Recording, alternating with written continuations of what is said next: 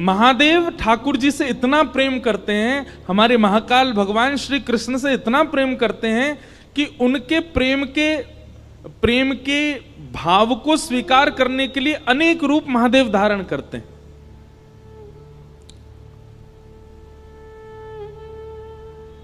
ठाकुर जी का सेवा का भाव प्राप्त हो सके, इसीलिए महादेव ने श्री हनुमान जी का रूप धारण किया।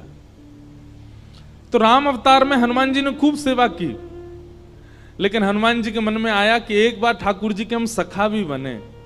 तो वही हनुमान जी द्वापर में श्री कृष्ण के परम सखा बन करके आए और गिरिराज जी में उनका स्थान है, पूछरी के लौठा। तो वो क्या करते थे, ठाकुर जी गैया चराने गिरिराज जी पे जाते तो गैया चढ़ती थी, ठाकुर जी क्या करते थे, बोले पूछरी के लौटा हनुमान जी के पास जाकर के मल्ल युद्ध सीखते थे, कैसे मल्लों को परास्त करना है। तो श्री हनुमान जी ठाकुर जी को बैठा करके सिखाते थे कि बड़े बड़े मल्ल सामने आए तो उनसे कैसे कुश्ती करनी है, कैसे उनको पछाड़ लगानी है। जब भगवान ब्रज छोड़ करके जा रहे थे, सब ब्रजवासियों से कह के गए मैं परसों आ जाऊंगा, तो हनुमान जी भी आए। बोले अब कुश्ती सीखने नहीं आओगे? बोले नहीं, आपकी सिखाई कुश्ती से ही कंस को परास्त करने जाएंगे हम। बोले अब कब लौट के आओगे? बोले हम जल्दी आएंगे। तो बोले मैं कहां जाऊं? बोले आप गिरिराज जी पूछरी पे ही विराजो, मैं जल्दी लौट के आऊंगा। आज भी पूछरी के लौठा वहां प्रतीक्षा कर रहे हैं कि श्री ठाकुर जी आ रहे होंगे। इसलिए जो भी गिरिराज जी की परिक्रमा करने जाता है उनको जरूर प्रणाम करता है। श्री हनुमान जी महाराज वहां विराज रहे हैं।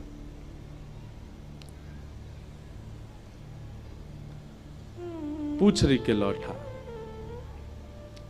गिरिराज जी में मुख्य स्थान जो है वो जतिपुरा में है।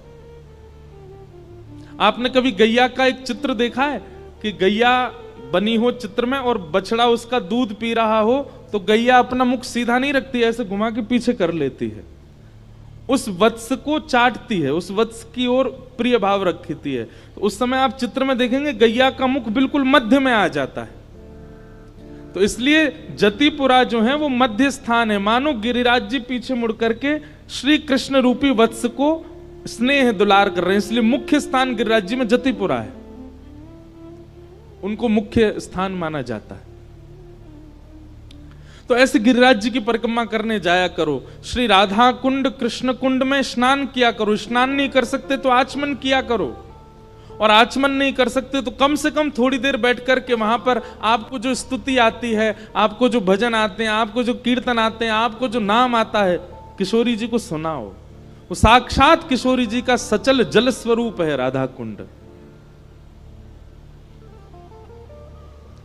अभी कार्तिक मास में ऐसी परिक्रमा चल रही होगी राधा कुंड की, गिरिराज जी की अलग, राधा कुंड की दे रहे होंगे सब, और किशोरी जी को कोई राधा कृपा कटाक्ष सुनाता। अच्छा, एक प्रश्न मुझसे किसी ने कहा, महाराज जी हम किशोरी जी को ही राधा कृपा कटाक्ष क्यों सुनाते हैं? किशोरी जी का ही नाम किशोरी जी को ही क्यों सुना रहे हैं? वास्तविकता तो ऐसी है कि जब हम किशोरी जी का कोई भी गुणगान गाते हैं, हमारी भावना ऐसी है कि हम किशोरी जी को सुना रहे हैं, पर वो किशोरी जी नहीं सुनती, सामने बैठ करके श्याम सुंदर सुनते हैं। इसलिए ब्रज में सब राधे राधे क्यों कहते रहते हैं? किशोरी जी भी राधे राधे बोलती हैं, स्वयं अपना नाम ही किशोरी जी बोलती घूमती हैं पूरे कुंज में। निकुंज की लीला में वर्णन आता है कि किशोरी जी भी जब सखियों के बीच में बैठती हैं तो सब सखियों से कहती हैं कीर्तन करो। तो क्या कीर्तन करें? बोले श्री राधा यही कीर्तन करो। एक दिन ललिता विशाखा के चित्त में ये प्रश्न उठा, बोले किशोरी जी अपने नाम का ही कीर्तन करवा रही हैं। एक दिन जिज्ञासावश पूछा कि आप अपने नाम का कीर्तन क्यों करवा रही हो? तब किशोरी जी कहती हैं, मैं जहां रहूं श्याम सुंदर आसपास ही छिपे बैठे रहें। अब कभी तो झाड़ीन में आ जाएं, कभी सरोवर में आ जाएं, कभी कुंड में आ जाएं, छुप के बेचारे अव्यवस्था में खड़े रहें, उनको सुख देवे के काजे मैं तुम सबंसों मेरो ही नाम उच्चारण करवाऊं, क्योंकि उनको सुनकर के सुख मिले। या हमारे किशोरी जी अपना नाम ही गाती हुई घूमती हैं, क्यों? क्योंकि श्याम सुंदर आसपास होंगे तो उनको सुख मिल रहा होगा। वृंदावन रस, वृंदावन प्रेम अलग है। हमारे ब्रज में कहते हैं, या जाने कहां गंवार, गंवारों को समझ नहीं आएगा वृंदावन का प्रेम। ऐसा वृंदावन, ब्रजमंडल, उसको हम बारंबार प्रणाम करते हैं। आज कुछ भाव आए हैं। एक तो सनातन सेवा संस्था इस कथा में अपनी सेवा दे रहे हैं दिन रात एक करके। तो इस सनातन सेवा संस्था ग्रुप जो है, इनसे मैं मिला भी सबसे, ये मंदिरों को स्वच्छ करने का काम करते हैं। जगह जगह जाते हैं, जो भी मंदिर होते हैं उनको स्वच्छ करने का, स्वच्छकरण करने का इनका कार्य है। और ये देश का पहला ऐसा ग्रुप है जो इस प्रकार की सेवा कर रहे हैं। 4 लोगों से शुरू हुआ था, आज 1000 सदस्य हैं इसमें। एक बार इनके लिए खूब तालियां।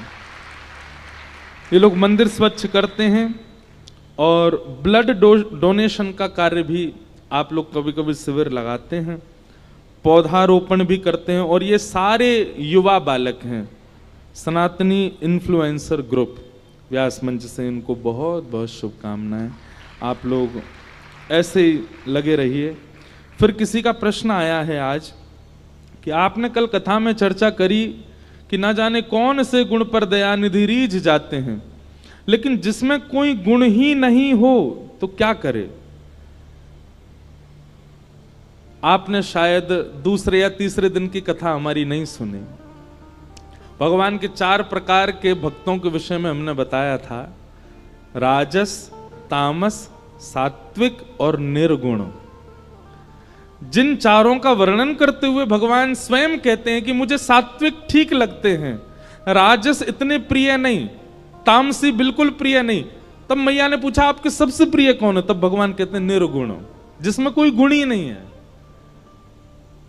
जो केवल मुझसे प्रेम करता है। ना उससे भोजन बनाना आता, ना उससे नृत्य करना आता, ना उससे गाना आता, ना उससे सजना आता, ना उससे सवर्ण, बस मुझसे प्रेम करना आता। और प्रेम गुण नहीं है, प्रेम स्वभाव है।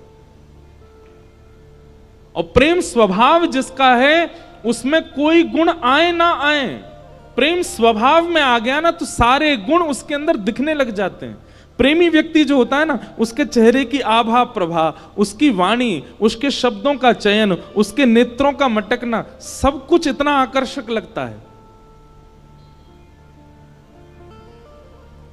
आप अगर कोई गुण युक्त नहीं हो, यह बात अपने मन से निकाल दीजिए कि ठाकुर जी गुण देख करके ही प्रेम करते हैं।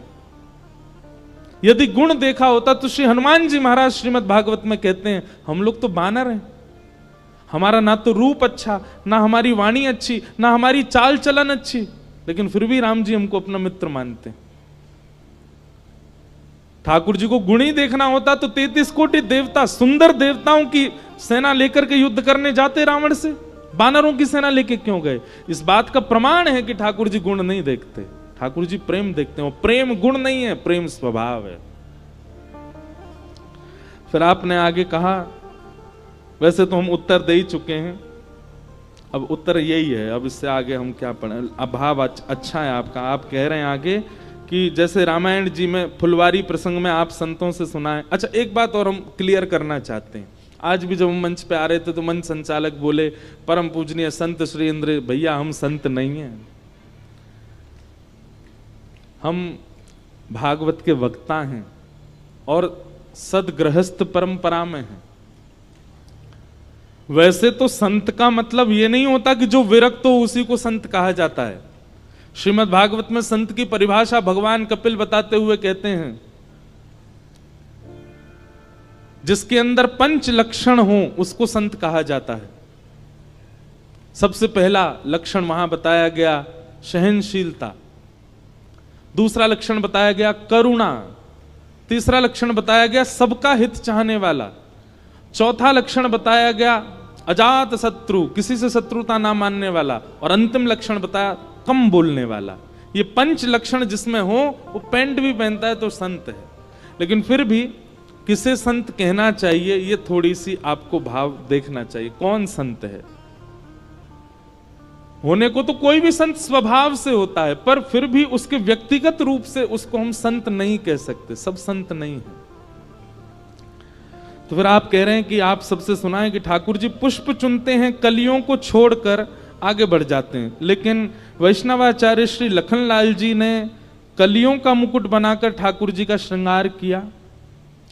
अब देखो, आप यहां पर कह रहे हैं कि ठाकुर जी पुष्प चुनते हैं, कलियों को छोड़ते हैं। हमारे वृंदावन में आओ, ठाकुर जी तुलसी ही पहनते हैं, और तुलसी पुष्प नहीं है, तुलसी कली है।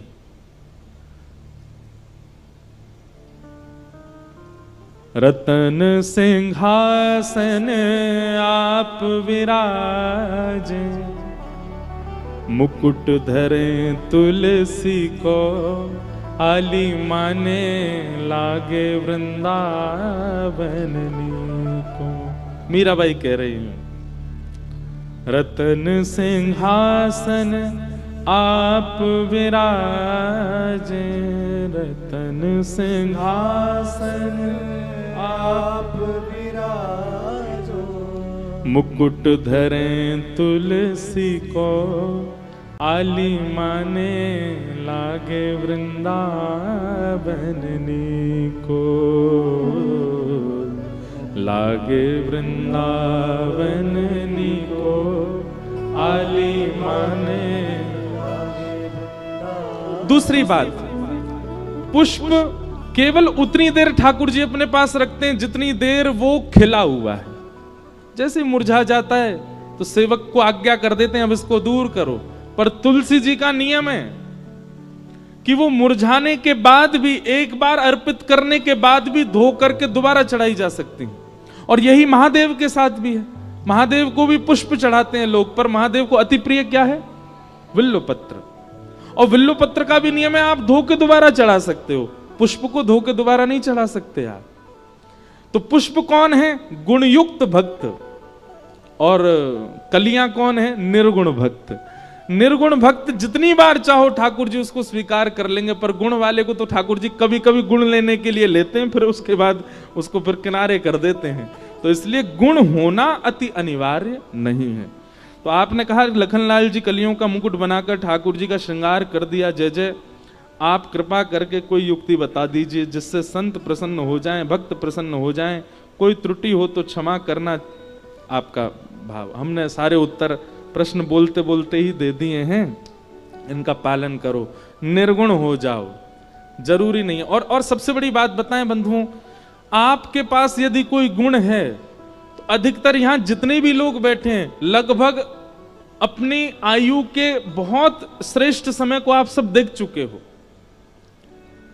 अब तक आप सारे गुण संसार को प्रकट करके दिखा चुके हो, संसार को प्रभावित कर चुके हो। अब इस कथा के दक्षिणा रूप में एक चीज दे दीजिए कि कल से अपने सारे गुण ठाकुर जी को प्रस्तुत करो। आपको गाना आता है, ठाकुर जी को गा के सुनाओ। आपको नृत्य करना आता है, ठाकुर जी को नृत्य करके दिखाओ। आपको भोजन बनाना बहुत अच्छा आता है, तो कोई माताएं भोजन बनाना जानती हैं तो सबसे पहले पति या पुत्र के लिए बनाती हैं, पर अब ठाकुर जी के लिए बनाओ। अब आपके पास जो सद्गुण हैं भी वह संसार के लोक रंजन के लिए नहीं, ठाकुर जी की प्रसन्नता के लिए प्रस्तुत करो। हम तो कितने सारे बच्चे ऐसे हैं जो जुड़े हुए हैं कथाओं से, अधिकतर सब बच्चे ही हैं। कोई एमबीबीएस की पढ़ाई कर रहा है, कोई चार्टर्ड अकाउंटेंट बना हुआ है, कोई अलग अलग फील्ड्स में सब काम कर रहे हैं। तो वो लोग पूछते हैं महाराज जी हम सेवा कर, मैंने कि एक काम करो, खूब अच्छी पढ़ाई करके जिस फील्ड में भी आप वो श्रेष्ठ बन जाओ और आकर के फिर ब्रज की सेवा करो। जैसे 2 बालिकाएं हैं, उनको तो वो डॉक्टर बनने वाली हैं, उन्होंने ब्रज में जगह ले ली, अब वहीं क्लिनिक खोलेंगी। और बोली महाराज जी हम ब्रजवासियों की तो 10 रुपए सेवा लिया करेंगे, बाहर वालों के 200 रुपए लिया करेंगे। मैंने कहा हाँ ऐसे चलाओ, इससे आपकी ब्रज सेवा हो जाएगी। ब्रज की सेवा करो, तीर्थों की सेवा करो, धामों की सेवा करो, वैष्णव संतों की सेवा करो। देखो बड़े बड़े शहर तो अपने आप विकसित हो ही रहे हैं, बड़े बड़े शहरों में सब अपने आप विकसित हो रहा है।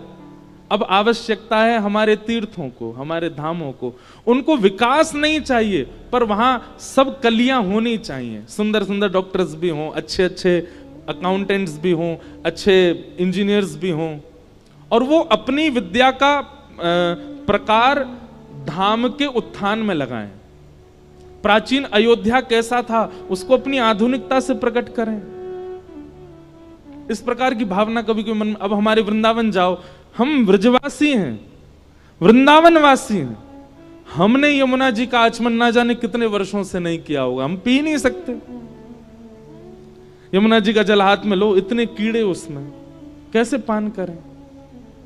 बहुत कष्ट होता है। शास्त्र कहते हैं ठाकुर जी सारी लीला यमुना तट पर करते हैं, पर हमने यमुना तट छोड़ा कहां है वृंदावन में?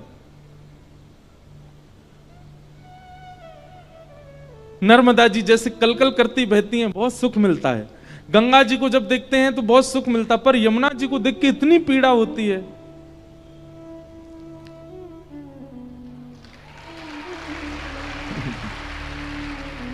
ये बात पता है क्या ठाकुर जी कह रहे हैं? बिल्कुल सही कह रहे हो, या की बात मानो। ठाकुर जी कह रहे हैं भैया जितने लोग यहां बैठे हो, जितने भी बड़े बड़े उद्योगपति यहां बैठे हैं, जितने भी राजनीतिक दल के लोग यहां बैठे हैं, वृंदावन जाना और जाकर के प्रसाद पाके दर्शन करके आना, यह वृंदावन का उत्थान नहीं है। वृंदावन की यमुना जी शुद्ध हो। वृंदावन अब वन नहीं रहा, वृंदावन के सारे वन नष्ट हो गए। आप लोग इसके लिए प्रयास करो। ऐसा लग रहा ठाकुर जी आगे बैठे ही गए, अब उठ ही नहीं रहे। हो बाला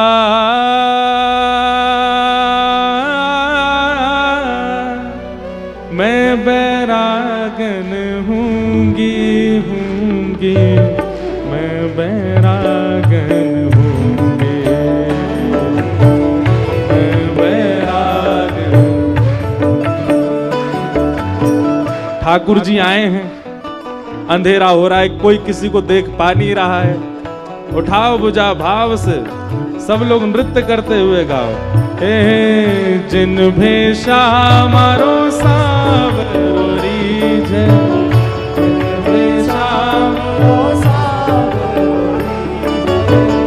जिन भेषा मेरो सावरी जय, जिन भेषा मेरो जिन भेषा मेरो गिरधर रीझ है, जिन भेषा मैं सो ही भेष धरूंगी हो, मैं तो सो ही भेष धरूंगी हो, मैं तो सो ही भेष धरूंगी हो, मैं तो सो ही भेष धरूंगी। अरे हाँ मैं बैरागन हूँगी, मैं बैरागन ओ बाला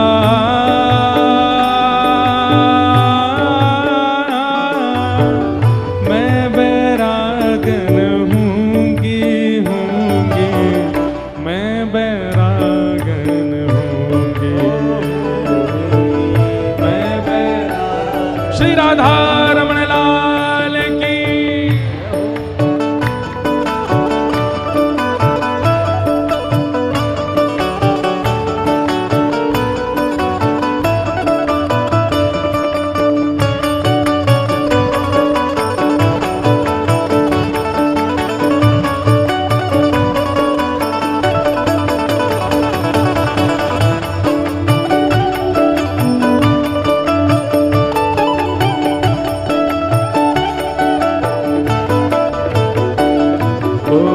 प्राण हमारा वहाँ बसत है, प्राण हमारा प्राण हमारा वहाँ बसत है, प्राण हमारा वहाँ बसत है। हो यहाँ तो खाली को, यहाँ तो खाली तो खाली को, यहाँ तो खाली आओ। ए मात पिता परिवार सोई है, मात पिता परिवार सोई है, मात पिता परिवार सोई है, मात पिता परिवार कहिए तिनका तोड़ वाला, कहिए तिनका तोड़। बाला कहिए तिनका तोड़ बाला, अरे हाँ मैं बैरागन हूँगी, मैं बैरागन, ओ मैं बैरागन हूँगी, मैं बैरागन, ओ बाला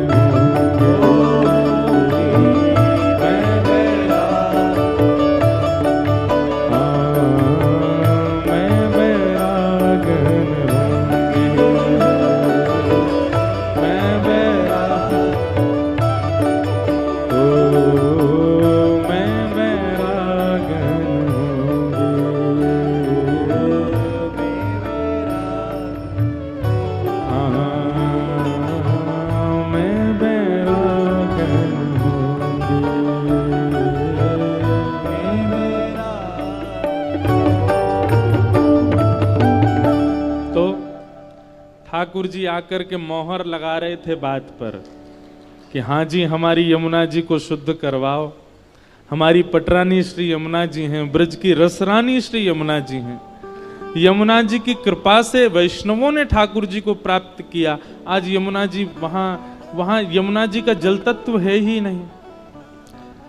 हम तो चाहते हैं कि कुछ लोग जुड़े, वैसे तो बहुत लोग जुड़े हुए हैं, पर ऐसे कोई लोग जुड़े जो इस चीज में माहिर हों, जो हमको कुछ बता सकें कि व्यास मंच से हम क्या ऐसा कहें या कैसे।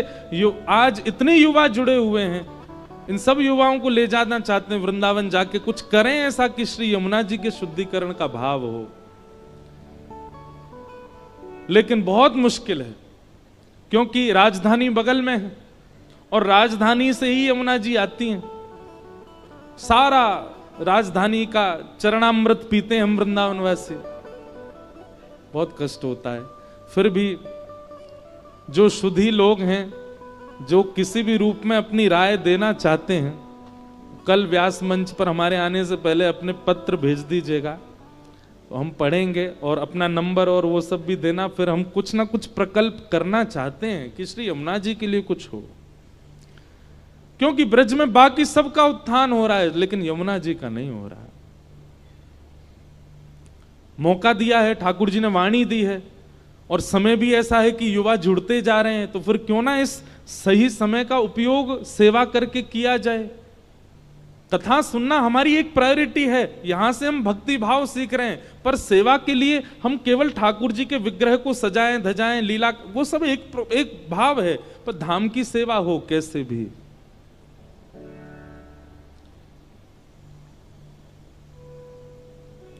तो ये मन का भाव है। फिर किसी का भाव है कि किन्हीं का प्रश्न है कि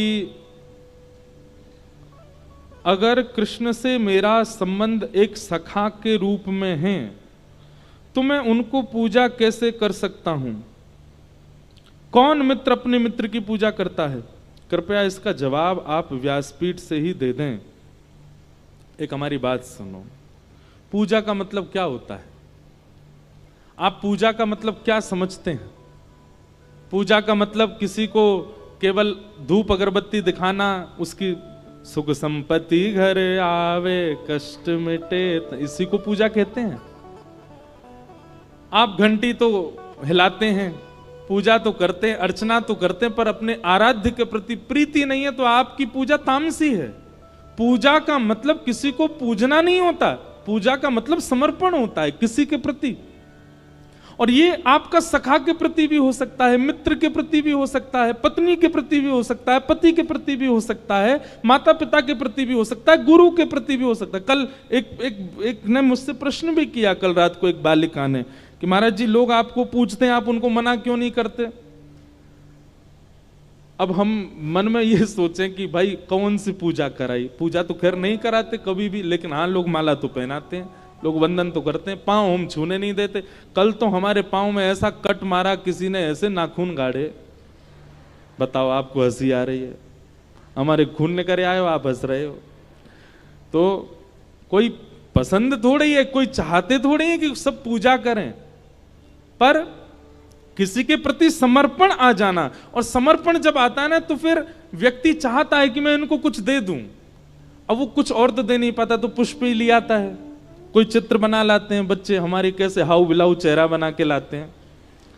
कभी कभी देखने में लगता है कि मैं इतना भयानक भी हूं लेकिन आप सबके भाव को प्रणाम, आप लोग तो भाव से ही बनाते हो।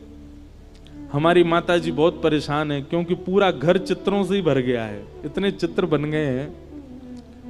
और कभी कभी तो मैं खुद देख करके आश्चर्य में पड़ जाता हूं, क्योंकि कोई राका डॉन से कम नहीं लग रहा होता कई चित्रों में तो।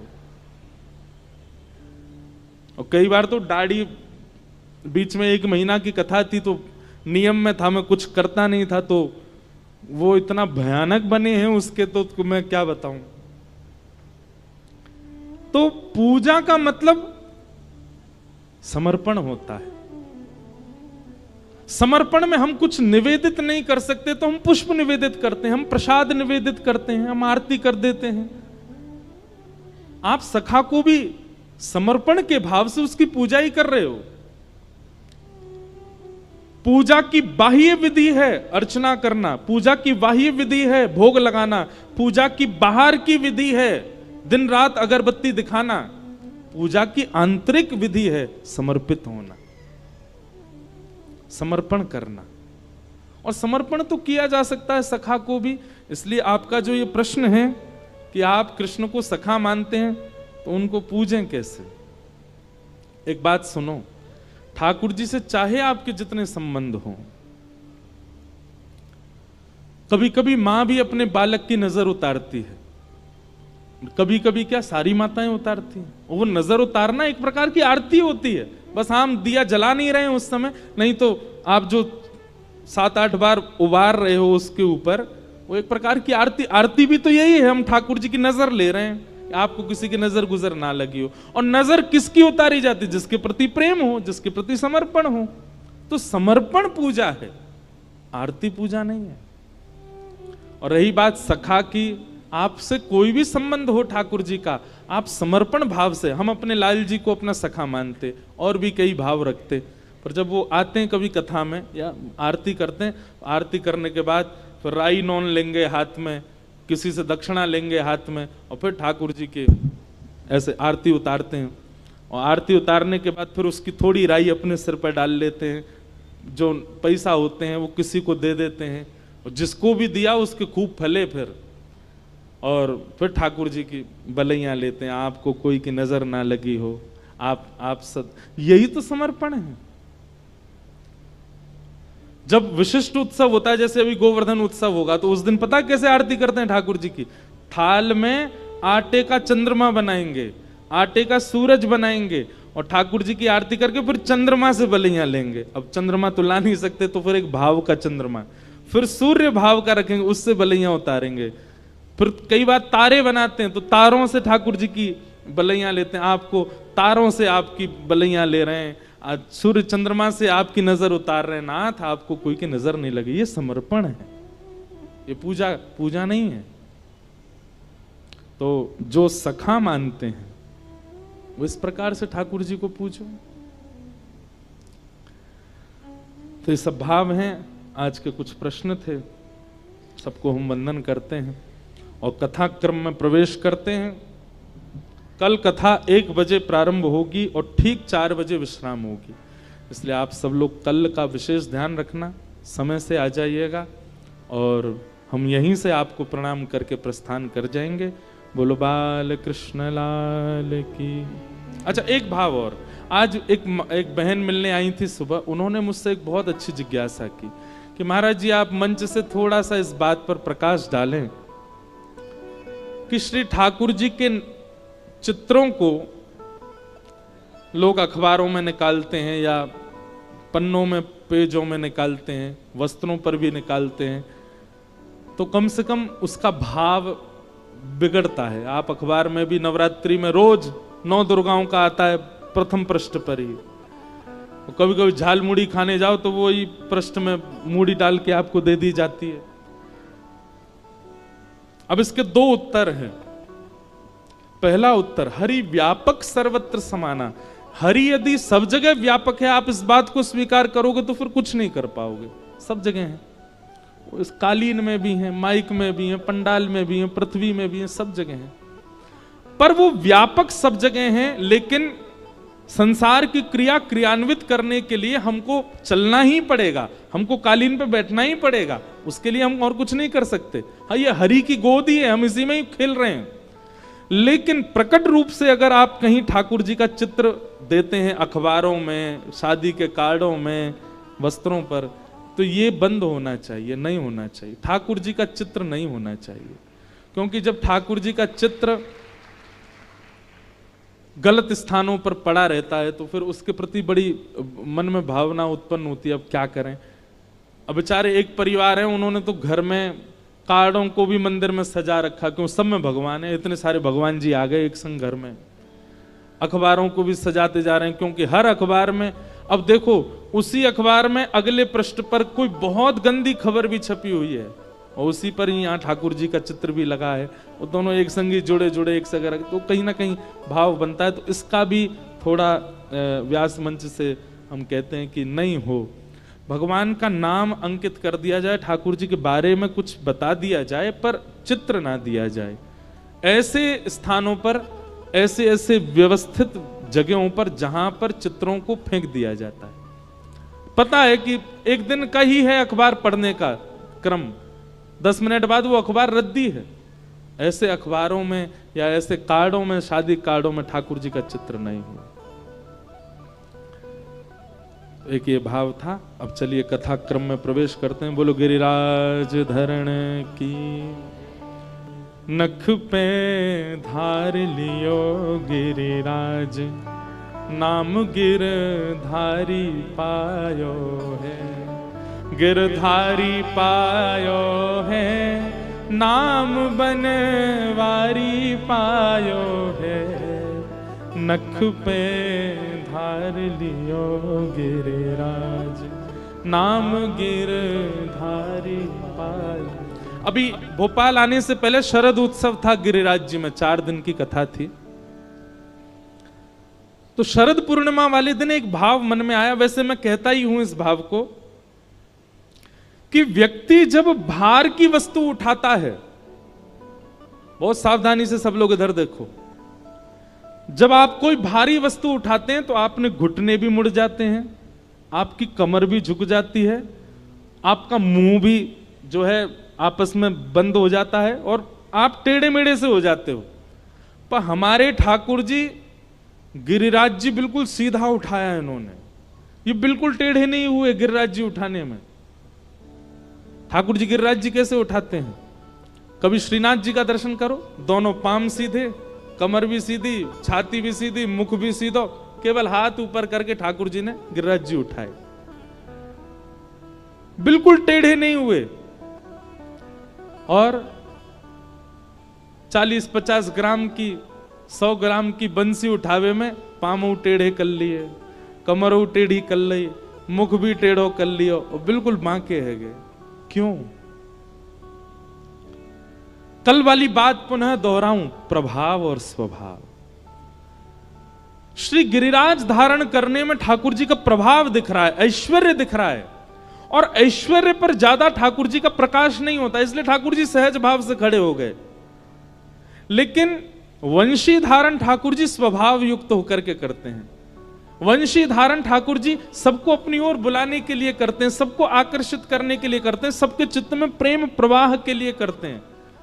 तो वहां ठाकुर जी छोटी सी वंशी को धारण करने के लिए 2 भुजाओं का प्रयोग करते हैं, अपनी अधर पर उसको सुलाते हैं, पाम ठाकुर जी के त्रिभंग हो जाते हैं, कमर भी टेढ़ी हो जाती है और ठाकुर जी मंद से झुक जाते हैं, मानो जैसे कितना भार पड़ रहा हो। तो भार नहीं पड़ रहा है, प्रेम के आगे ठाकुर जी नतमस्तक हो रहे हैं, प्रेम के आगे ठाकुर जी त्रिभंगी हो रहे हैं। इसलिए ठाकुर जी वंशी ऐसे धारण करें, गिरिराज जी बिल्कुल सीधे धारण करते हैं। हम लोग उल्टे हैं, हम लोग प्रभावशाली भाव को ज्यादा प्रकाशित करते हैं और अपने स्वभाव को गौड़ रख लेते हैं। स्वभाव को गोपनीय कर। और आजकल तो बड़ा, जब से सोशल मीडिया का टाइम आया तब से अलग हो गया है। अब व्यक्ति स्वभाव को भी प्रभाव में ला करके प्रकाशित कर देता है। दया, दान गुप्त करने वाले भाव हैं, पर वो भी सब प्रकाशित करते हैं, उसको लोग प्रकाश में ले आते हैं। सेवा को लोग प्रकाश में ले आते हैं। हम अपने गिरधर लाल जी का नित्य चित्र नहीं डालते कहीं पर भी, बहुत कभी कभी मन हुआ तो डाल देते हैं। क्यों? अरे हमारे निज ठाकुर जी हैं, निज हमारी संपत्ति सबको क्यों दिखाएं रोज? हाँ, कोई दर्शन करने आए तो आके कर जाओ, पर रोज क्यों दिखाएं ठाकुर जी? कुछ निजता होनी चाहिए। ये सोशल मीडिया के टाइम में हम लोग बहुत ज्यादा प्रकाशित हो गए। अब अपनी थोड़ी निजता रखो। कई बार इस बात पर भी लोग हमसे प्रश्न करते हैं, बोले आप कह रहे हो निजता रखो, आपकी भी तो हर समय कुछ ना कुछ डलता ही रहता है। कथा से संबंधी ही डलेगा, ज्यादा से ज्यादा आजकल कभी कभी खेलने जाते हैं उसका डल जाता है, लेकिन वो दोनों बात युवा बहुत है ना, तो युवाओं को कुछ प्रेरणा मिले उसके लिए। बाकी हम क्या खा रहे हैं, क्या पी रहे हैं, कब सो रहे हैं, पाम टूट गया, ओहो फ्रैक्चर हो गया, मैंने देखो पलस्तर लगवा के आया, डॉक्टर ने ऐसा, क्यों जरूरी है ये सब करना? इन सब का प्रकाश नहीं होना चाहिए। अपने जीवन में थोड़ी निजता लाइए। हमारे प्राचीन भारत में लोग बहुत गोपनीय रहते थे, और विशेष रूप से भजन तो गोपनीय ही करना चाहिए, उसका प्रकाश नहीं ज्यादा। थोड़ी निजता लाओ, और कम से कम स्वभाव को तो निज ही रखो। वो निज जनों को ही दिखना चाहिए, सबको नहीं। हमारे वृंदावन में किशोरी जी घूंघट में बैठी हैं, प्रत्यक्ष दर्शन नहीं है, निज भाव में। क्यों? ठाकुर जी का प्रेम स्वरूप है। तो गोवर्धन धारण किया ठाकुर जी ने। तत्पश्चात इंद्र ने आकर के भगवान से क्षमा मांगी, और इंद्र ने आकर के भगवान की स्तुति की कि पिता गुरुस्त्वं जगतामधीशो दुरत्ययः काल उपात्तदंड हिताय शिक्षा तनुभि समीहसे मानम विधुन्वल जगदीश मानिना। इंद्र ने भगवान से क्षमा मांगी कि मैंने 7 दिन तक वर्षा की, आप खड़े रहे। भगवान ने इंद्र को क्षमा कर दिया, पर ब्रह्मा जी को क्षमा नहीं किया था। ब्रह्मा जी से भी एक अपराध हुआ था। कल मैंने शीघ्रता में वो प्रसंग सुनाया नहीं, पर आप सबको शायद पता हो कि ब्रह्मा जी को एक बार ठाकुर जी पर संशय हुआ। भगवान ने क्या किया, मधुमंगल के मुंह पे लगी हुई कड़ी चाट गए अपनी जीभ से, वहां के मुंह को पकड़ के चाट गए। ब्रह्मा जी बोले राम राम राम, जे भगवान है, ये परमात्मा है। वो ग्वारिया मधुमंगल, वो नहाता भी नहीं ढंग से, बाकी मुंह पे लगी हुई कड़ी चाट गए अपनी जीभ से। और ठाकुर जी पर संशय करके ब्रह्मा जी ने भगवान के ग्वाल बालों का हरण कर लिया। अब ठाकुर जी के ग्वाल बाल हरण कर लिए। भगवान यमुना स्नान करके आए, देखा मेरे ग्वाल बाल कहां गए, दिव्य दृष्टि से देखा तो ब्रह्मा जी हरण करके ले गए। तो ठाकुर जी ने अपने भीतर से ही उतने ग्वाल बाल, बछड़ा बछिया सब प्रकट कर दिए। बोले ब्रह्मा को तो मैं बताऊंगा। 1 वर्ष बाद ब्रह्मा जी देखने आए कि मैं देखूं वो बहलूपिया बना डोल रहा है भगवान, उसकी स्थिति कैसी हो रही होगी बिना ग्वाल बालों के। तो ब्रह्मा जी जैसी पृथ्वी पर आए तो जितने ग्वाल बालों का हरण करके ब्रह्मा जी ले गए, सब घूम रहे थे नीचे। ब्रह्मा जी बोले इनका तो मैं हरण कर ले गया था, ये नीचे कहां से आ गए? समझ गए, बोले ये तो परमात्मा है, इन्होंने स्वयं से प्रकट कर दिए सब। क्षमा मांग लूं मैं जाकर के, लेकिन खाली हाथ नहीं, जिनका हरण करके ले गया उनको संग लेके आता हूं, फिर क्षमा मांगूंगा। अब ब्रह्मा जी यहां पृथ्वी पर भ्रमण कर रहे थे, भगवान ब्रह्मा का रूप धारण करके ब्रह्मलोक चले गए। और ब्रह्मा जी बनकर के भगवान गए और ब्रह्मलोक में जाके सबसे कह दिया हमें अभी अभी खबर मिली है हमारे जैसा एक और ब्रह्मा डोल रहा है, अगर वो आ जाए तो उसको मार पीट के भगा देना। और ठाकुर जी जाकर के ब्रह्मलोक में बैठ गए। इतने में ब्रह्मा जी आए। अब जैसे ही ब्रह्मा जी पहुंचे, द्वारपाल तो लिए डंडा लेके भागे उनके पीछे। ब्रह्मा जी बोले तुमको शर्म नहीं आती, ब्रह्मा के पीछे भागते हो? बोले तेरे जैसे ब्रह्मा बहुत डोलते हैं, भैलूपिया, चल भाग यहां से, हमारे असली ब्रह्मा तो भीतर बैठा है। तो ब्रह्मा जी स्वीकार कर लेते हैं अंत में कि मैं नकली हूं, मुझे असली का दर्शन कराओ। तो ब्रह्मा जी को लेकर के जब ब्रह्मलोक में गए तो सबको तो सिंहासन पर ब्रह्मा जी दिख रहे थे, पर ब्रह्मा जी को साक्षात नारायण दिखे। और जाकर के उन्होंने भगवान की स्तुति गाई। विशुद्ध सत्वम तब धाम शांतम। हे नाथ, आप साक्षात विशुद्ध हो, मेरे अंदर अपराध प्रकट हो गया, मैंने आपके रूप को नहीं समझ पाया, मैं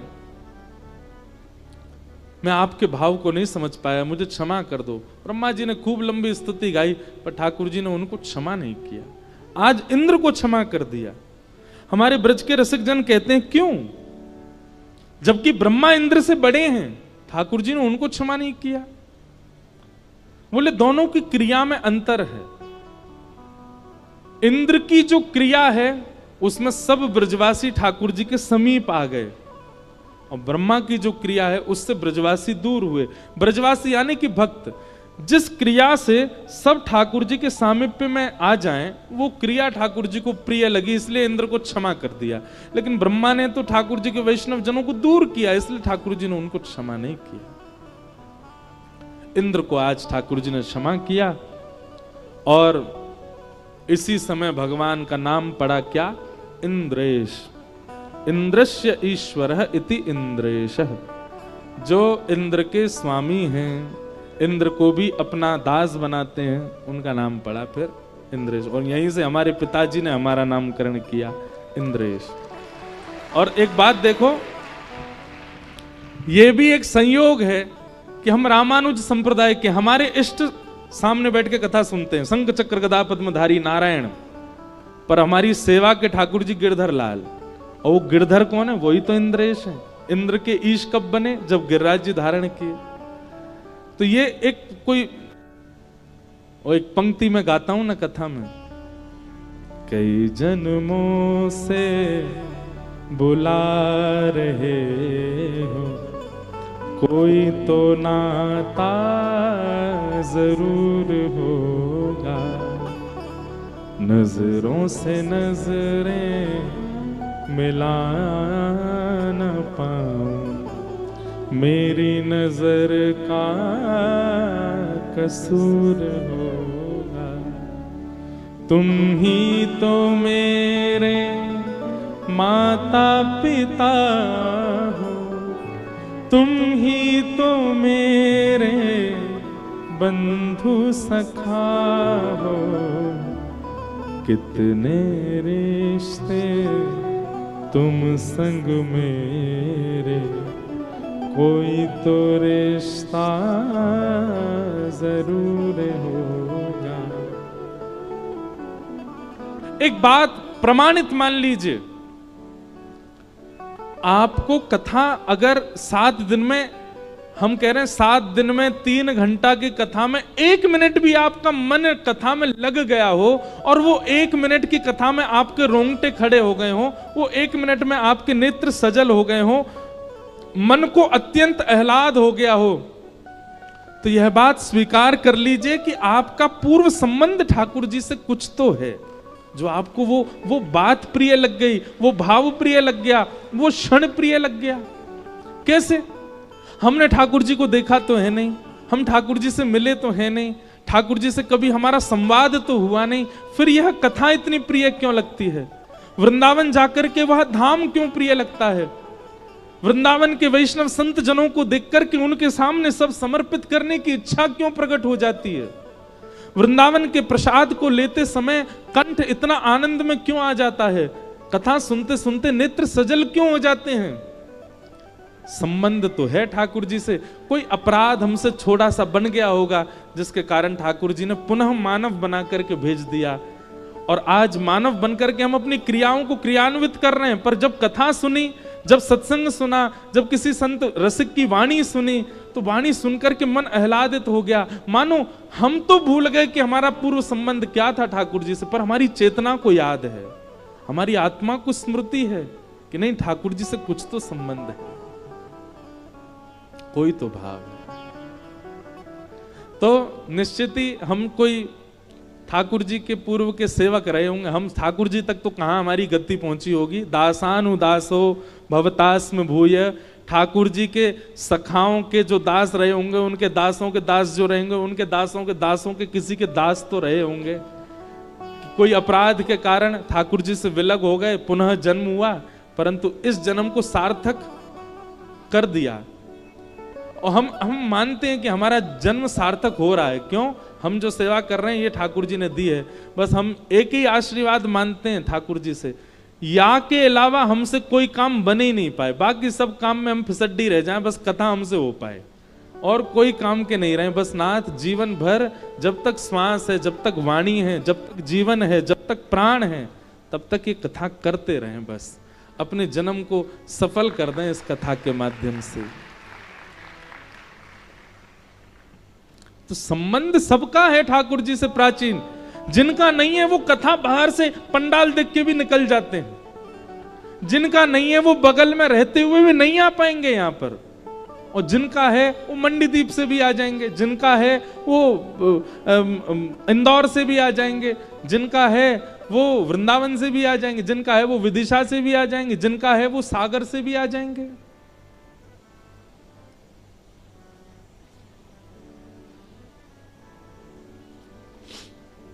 ये बात निश्चित है कि आप अपनी इच्छा से प्रेम ठाकुर जी से नहीं कर सकते, किसी के बताने से आपको प्रेम नहीं होगा ठाकुर जी से। ठाकुर जी के प्रति प्रेम होगा कब? जब ठाकुर जी आपको प्रेम भरी दृष्टि से देख लेंगे। ठाकुर जी चाहेंगे तो ही उनसे प्रेम हो सकता, नहीं तो नहीं।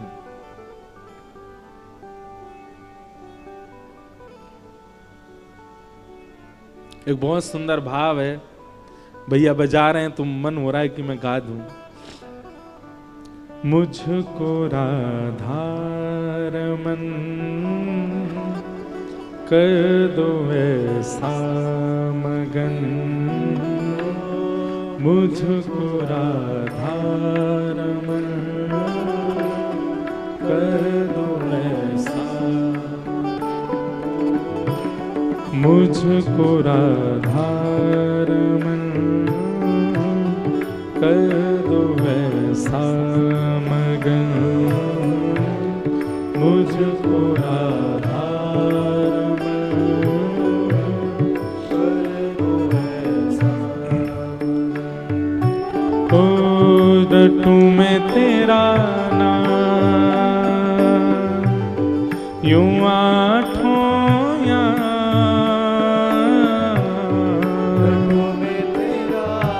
गाओ सब लोग।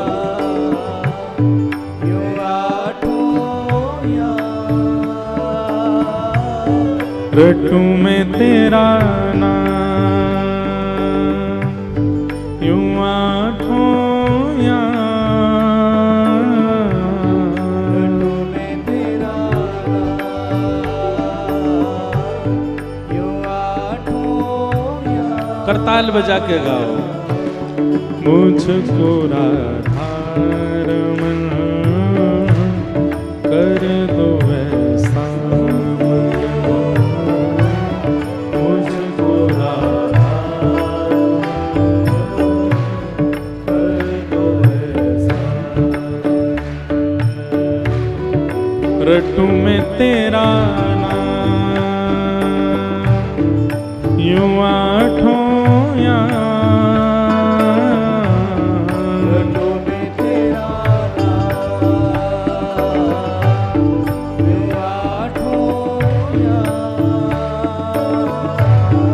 रटूं मैं तेरा नाम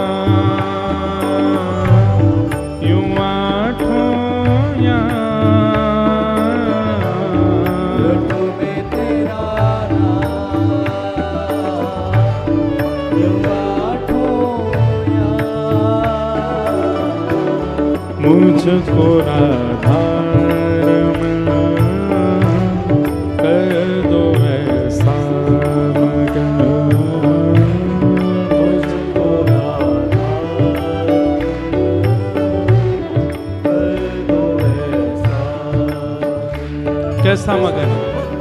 करुणा निधान मोह पे कृपा कर रीझिए, करुणा निधान मोह पे कृपा कर रीझिए, करुणा निधान मोह पे कृपा कर रीझिए, करुणा निधान मोह पे कृपा कर रीझिए। कैसी कृपा?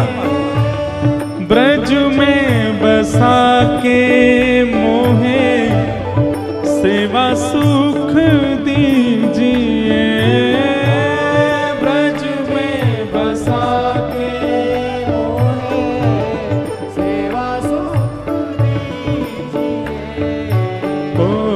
ब्रज में बसा के मोहे सेवा सुख दीजिए,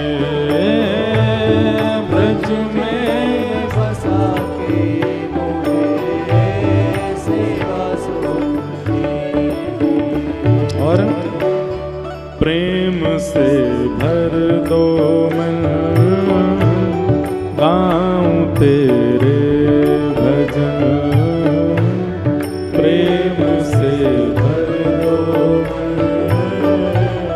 गाऊं तेरे भजन, ओ रटूं मैं तेरा नाम यूं आठों याम, रटूं मैं तेरा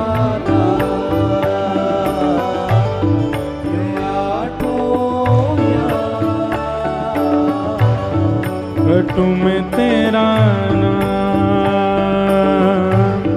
यूं आठों याम, रटूं मैं तेरा नाम यूं आठों याम, मुझको राधारमण कर दो ऐसा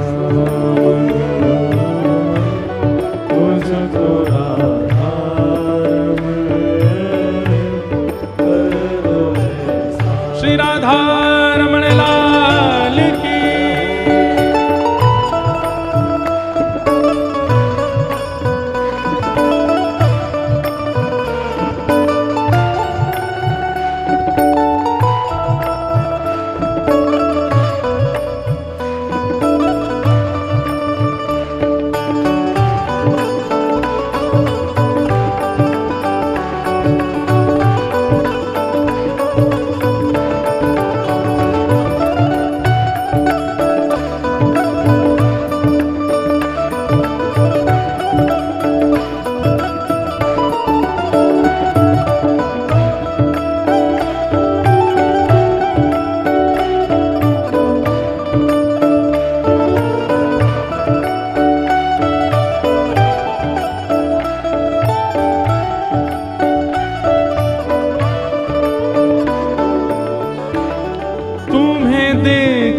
जीऊं तुम्हें देख मर जाऊं मैं, तुम्हें देख जीऊं तुम्हें देख मर जाऊं मैं, जन्म जन्म तेरा दास ही कहाऊं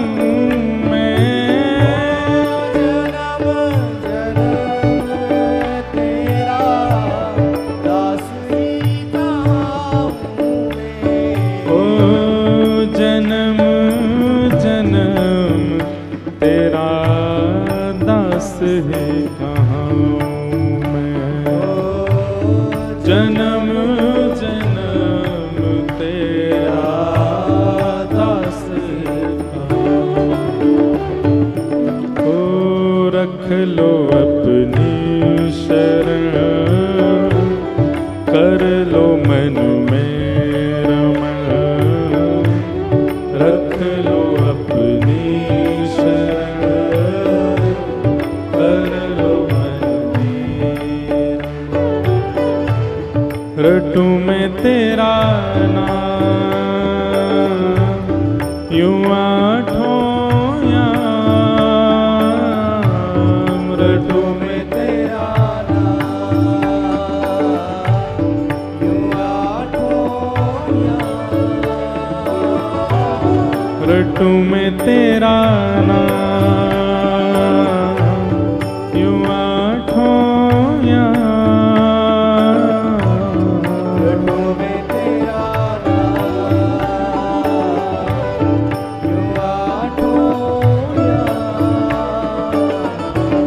मुझको आधार कर दो ऐसा मगर, मुझको आधार कर दो ऐसा, ओ मुझको आधार कर दो ऐसा मगर, मुझको आधार कर दो ऐसा।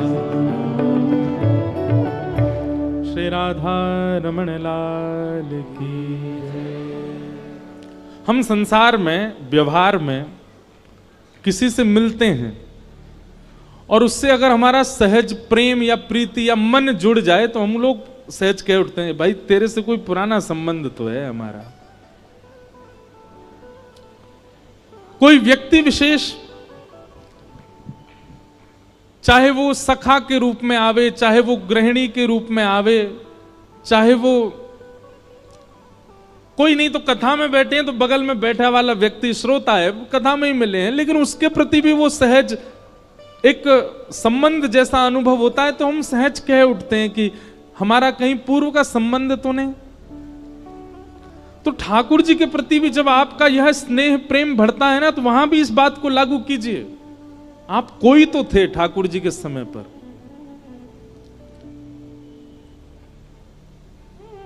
किसी को भी उठा लीजिए, मीराबाई, माधवी नाम की गोपी थी द्वापर में, सूरदास, श्री उद्धव जी महाराज, आपको पता है उद्धव जी ही सूरदास बनकर के आए हैं। क्यों? क्योंकि ठाकुर जी के निभृत निकुंज में किसी का प्रवेश नहीं है, केवल ठाकुर जी और किशोरी जी लीला कर रहे थे। ललता विशाखा द्वार रोक करके खड़ी हैं कि कोई भीतर ना जाए, तभी उद्धव जी महाराज आ गए। उद्धव जी भगवान के सखा। तो उद्धव जी महाराज जैसे ही भीतर प्रवेश करने लगे, ललता विशाखा ने रोका। सब लोग बहुत ध्यान से सुनो। बोले ठाकुर जी निवृत्त निकुंज में बैठे हैं, यहां किसी का प्रवेश नहीं है। उद्धव जी बोले निवृत्त निकुंज हो या कोई सी निकुंज हो, हमारा प्रवेश सब जगह। ललता विशाखा बोली उद्धव, अपनी द्वारिका में चलाना या मथुरा में चलाना, ये वृंदावन में नहीं चलेगी तुम्हारी। वृंदावन में सखियों की चलती है, हमारी इच्छा से ठाकुर जी पाते हैं, हमारी इच्छा से सोते हैं, हमारी इच्छा से चलते हैं। उद्धव जी बोले ठाकुर जी को अगर पता चल गया ना कि द्वार पर उद्धव आया है, अपनी सब लीला वीला छोड़ के आ जाएंगे बाहर, इतना प्रेम करते हैं मुझसे। ललता विशाखा बोली वो सबसे ऐसे ही स्नेह बांध देते हैं, सबको ऐसा ही लगता है कि वो सबसे ऐसे ही प्रेम करते हैं, पर ऐसा कुछ नहीं है। वो ब्रज के लिए उनका अलग ही भाव है। उद्धव जी बोले देखिए मेरा समय खराब मत करो, मुझे भीतर जाने दो। ललता विशाखा ने मना किया। उद्धव जी हठ पूर्वक निकुंज में प्रवेश कर गए। तो सखियों ने उनको शाप दे दिया, बोले जा तो जाओ, तुम हठ पूर्वक जा रहे हो भीतर, लेकिन हमारा शाप है कि तुम नेत्रहीन हो जाओगे, कुछ नहीं दिखेगा तुमको भीतर। उद्धव जी भीतर चले गए और भीतर जाकर के जब उन्होंने देखा तो निकुंज दिख रहा है, यमुना जी दिख रही है, सेज दिख रही है, ठाकुर जी की आवाज सुनाई दे रही, पर ठाकुर जी नहीं दिखे। तो उद्धव जी महाराज ठाकुर जी क्या, मुझे आप दिख क्यों नहीं रहे हो? बोले उद्धव ये सखियां सामान्य गोपियां नहीं है, ये गैया चराने वाली, गोबर थापने वाली, दूध निकालने वाली, इनको तुम सामान्य गोपी मत समझो। ये वेद की ऋचाएं हैं, ये दंडकारण्य वन के संत हैं, कितनी तपस्या करके गोपी बन करके आई हैं, और इनकी बात सत्य है, निवृत्त निकुंज में किसी का प्रवेश नहीं है इनकी आज्ञा के बिना, और तुम चले आए। ठाकुर जी मैं तो देखे ही नहीं पा रहा। बोले कोई बात नहीं, अब इसका लाभ कलयुग में तुमको जीवों को देना है, तुम ही सूरदास बन के आओगे। नेत्र नहीं होंगे, पर बिना नेत्र के भी मेरी उन लीलाओं का दर्शन करोगे जो नेत्र वाले भी नहीं कर पाए, और उन लीलाओं को लिख करके तुम पूरे जग को मेरे भाव से आस्वादित कराओगे। वही उद्धव जी सूरदास बन के आए। स्वामी श्री हरिदास जी महाराज ललिता जी के अवतार, ललिता जी थी। विशाखा जी हरिराम व्यास बन करके आए। हितरिवंश महाप्रभु पूर्व में वंशी हैं ठाकुर जी के।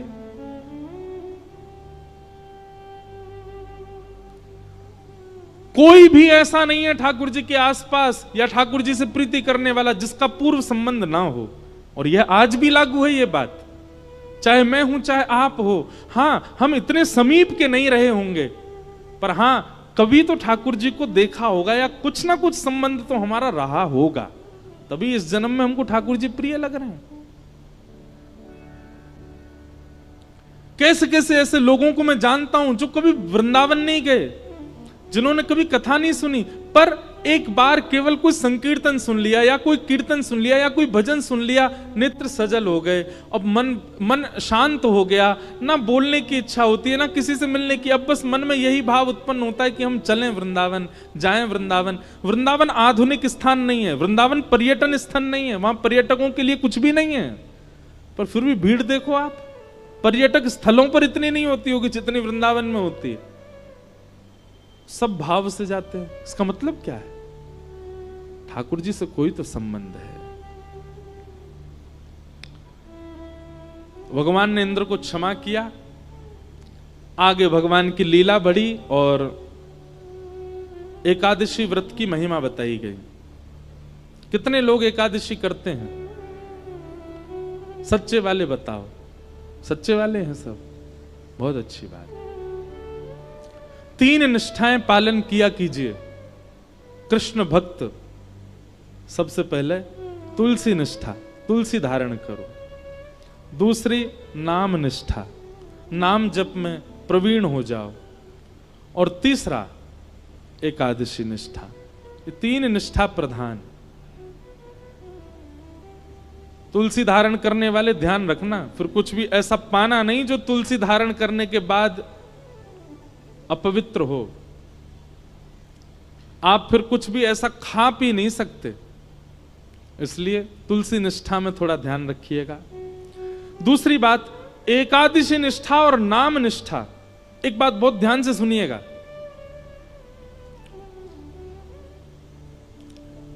व्रत में भार का अनुभव जैसे ही होता है ना, व्रत टूट जाता है। आप व्रत करते समय अगर मन में ये विचार करते हैं आज तो एकादशी है, द्वादशी में इतना पा लिया कि भूखे ही नहीं लगे अगले दिन, ऐसा व्रत नहीं। व्रत को सौभाग्य मान करके धारण करो, वो सौभाग्य है मेरा। कई बार कई लोग व्रत रखते हैं तो व्रत के समय कोई और अगर अन्न पा रहा हो तो उससे दूर उठ के बैठ जाते हैं। क्यों? इसकी थाली देख के हमारा मन नहीं करावे। आप किसी की थाली देख के जब आपका मन करता है तो भी व्रत टूट जाता है। एकादशी के प्रति ऐसी भावना होनी चाहिए कि वो आपका सौभाग्य है, आप उसको राजी राजी खुशी होकर के उत्सव मना करके एकादशी करते हैं। आज हमारे ठाकुर जी के लिए हमने व्रत रखा है। एकादशी के दिन अन्न में पाप का निवास होता है, इसलिए अन्न सेवन नहीं करना चाहिए। और चावल तो पूर्ण अन्न होता है, इसलिए चावल तो बिल्कुल ही नहीं खाने चाहिए। वृद्ध लोग, बालक और बीमारों को छूट है, लेकिन वह भी केवल रोटी पाएं, चावल नहीं पाएं। दूसरी बात, एकादशी यदि आप रखते हैं और एकादशी के दिन कोई धाम का प्रसाद लेकर के आपके घर आ जाता है, तो प्रसाद के प्रति यह भावना मत रखो आज तो एकादशी हम कल पाएंगे। नहीं, आपकी एकादशी प्रसाद से ऊंची नहीं है। अगर कोई प्रसाद लेकर के आया और प्रसाद में अन्न है कोई धाम का प्रसाद लेकर के आया, आसपास के मंदिर का भी अगर आया है तो उसको भी प्रणाम कर लो, पर धाम का यदि प्रसाद आया है तो धाम के प्रसाद गुरु साक्षात गोविंद आए हैं आपके घर, उनको आपको तुरंत स्वीकार करना चाहिए। अब लोग इसमें कहते हैं उसमें भी तो अन्न है। देखो, प्रसाद वस्तु नहीं है, प्रसाद अन्न नहीं है, प्रसाद प्रसाद है। दोष अन्न में होता है, प्रसाद में नहीं। अब लोग आगे इसमें अब और भी भावना कर सकते हैं, हम अपने घर के ठाकुर जी का भोग लगा देंगे तो वो भी तो प्रसाद बन गया, तो पा ही सकते हैं हम उसको। पर कहीं ना कहीं आप उसको अपनी ऊर्जा के लिए पा रहे हो ना, आप उसको पूर्ण रूपेण प्रसाद समझ करके तो नहीं पा रहे। आप घर में भी जो भोजन करते हैं वो ऊर्जा के लिए करते हैं, और ऊर्जा के लिए किया गया भोजन होगा, वो प्रसाद नहीं है। हाँ, आपने ठाकुर जी को निवेदित करके पाया है। घर के ठाकुर जी को प्रसाद, यदि वैसे तो एकादशी पर भी ठाकुर जी को तो अच्छे पकवान ही पवाने चाहिए, पर उसका भी आप तिनका ले सकते हो। ऊर्जा संचार के लिए, अपने देह के स्वास्थ्य के लिए और जो भी क्रियाओं के लिए जो आप पा रहे हो, उसमें आपको व्रत ही रखना चाहिए। एकादशी व्रत भगवत प्राप्ति का एक बहुत श्रेष्ठ साधन है, उसको करना चाहिए। तत्पश्चात अब आगे रास पंचाध्याय प्रारंभ हो रहा है। सब लोग बिल्कुल अब सावधानी से बैठो। श्रीमद् भागवत का प्राण धन श्री रास, जो अभी निकल करके गई शरद पूर्णिमा, वही प्रसंग है, पर हम ज्यादा विस्तार ना करके उसको भी सूक्ष्म में ही कहेंगे। भगवान पिता रात्रि शरदोत्फुल्ल मल्लिका विक्षरन्तुम मनश्चक्रे योगमायामुपाश्रित। ब्रज की जितनी भी गोपियां हैं बंधुओं, ये दिखने में एक गोपी है, एक शरीर है, एक मानव है, परंतु अंतरंग आत्मा जो है वो सदा सर्वदा से भगवत प्राप्ति करने वाला कोई वैदिक संत है, जो कब से प्रतीक्षा कर रहा है भगवत प्राप्ति के लिए। सतयुग, त्रेता, द्वापर, 3 युग जिन्होंने भगवत प्राप्ति के लिए व्यतीत कर दिए तप में, ठाकुर जी ने कृपा करके द्वापर में उनको गोपी बना करके प्रकट किया, ताकि उनको ठाकुर जी वह सुख दे सकें जो 3 युगों में उन्होंने तप करके नहीं भोगा है। ब्रज के गोपी भाव को समझना बहुत मुश्किल है। लोग बाग उसको सामान्य स्त्री पुरुष का प्रेम समझ लेते हैं और यहीं पर दोष उत्पन्न हो जाता है। जन्म जन्मांतर, कल्प कल्पांतरों से लगी हुई यह सब गोपियां, ये कोई ऋषि हैं पूर्व जन्म की, जो कितने जन्मों से तप कर रही हैं, तब जाकर के इनको सौभाग्य मिला कि ब्रज की गोपी बन करके आई। और सबसे बड़ी बात, 3 वर्ष के ठाकुर जी को देख करके 90 वर्ष की गोपी के हृदय में प्रेम उत्पन्न हो रहा है।